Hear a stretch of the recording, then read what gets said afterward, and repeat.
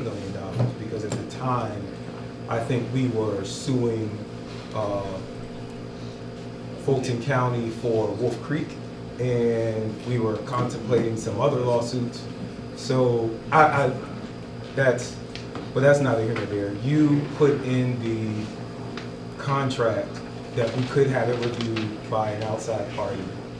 We had that option, and a majority of council voted not to do that.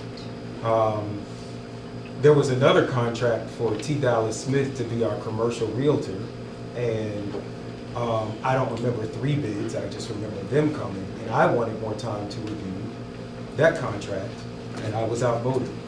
One of the reasons that we're here is because when people get outvoted to another date, or people file a motion to do something, we were supposed to have this meeting. So every 2 roll call. Honorable Mayor William Bill Edwards. The Honorable Councilmember Mark Baker. Present. The Honorable Councilmember Catherine Robb. Present. The Honorable Councilmember Carmelita Gomes. Present. An excessive use of the veto power by the mayor. It's not effective. The hearing officer issue, I gave you a memo on Monday. And in that memo, I explained to you in detail what the legal requirements are for the hearing on Monday. There is absolutely no legal requirement for a hearing officer. None. Attorney Weems, representing Ms. Willis, refused to cooperate in designating a hearing officer. Mayor Edwards has vetoed the selection of a hearing officer. It appears no one wants a hearing officer, so we won't have one on Monday. So the veto, it seems to me, is not only legally ineffective, but unnecessary. So wait. Can you step back up? Anybody?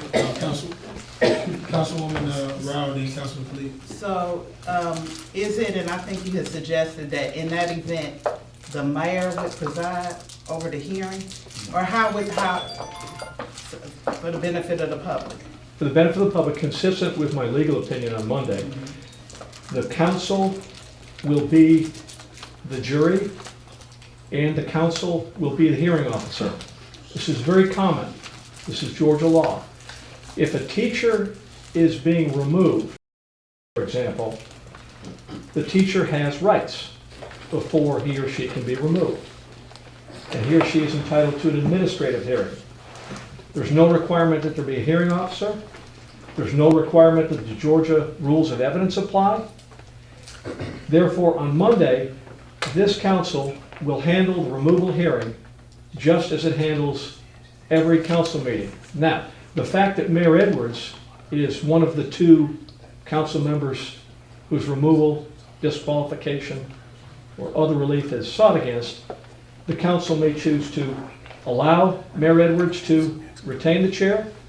Mayor Edwards may recuse himself or step down from the chair as he's done today. Or 3, the council can remove him from the chair for purposes of this hearing.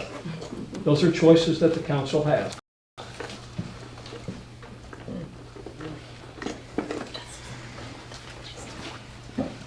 Councilman Robb, you good? Okay.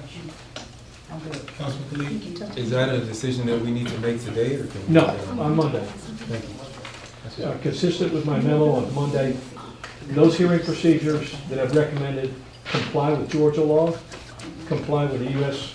14th Amendment constitutional due process rights, and are fair exercises of the removal power found on charter. Veto of Agreement 2019-032, Professional Services Agreement for City Attorney. Now this we had conversation for, do you want to reiterate? Yeah.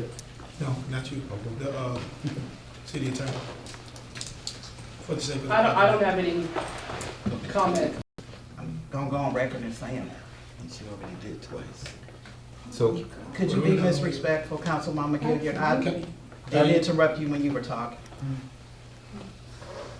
please, this is, I'm sorry, I do have one thing. I'm sorry. One point of discussion. May I have a point of